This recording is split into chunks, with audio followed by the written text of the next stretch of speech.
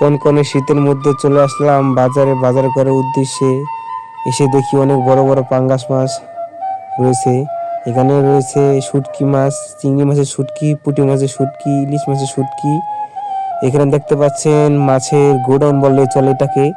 আমার সারিতে সারিতে মাছ। তো বেশ ভালোই লেগেছিল, কিন্তু মাছের দাম অনেকটাই বেশি। আগে 500 টাকা নিয়ে বাজারে গেলে ব্যাগ ভর্তি বাজার কিনতাম, এখন 1000 টাকা নিয়ে বাজারে গেল মনে হয় আরো কিছু কিনা বাকি ছিল।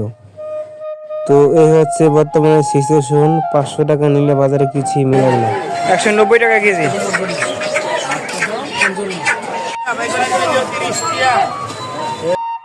তো এদিকে রয়েছে কাঁচামালের দোকান, রয়েছে কাঁচামরিচ, রয়েছে সিম, রয়েছে টমেটো, রয়েছে বাঁধাকপি।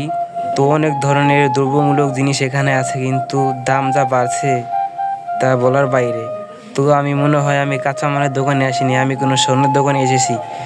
তো এত দাম যদি বাড়ে তাহলে আমাদের মতো দিনমজুরি যারা আছে তারা কি খাবে, তাদের সংসার কিভাবে টিকবে, তাদের আয় অনুযায়ী তারা ঠিকমতো বাজার করতে পারছে না।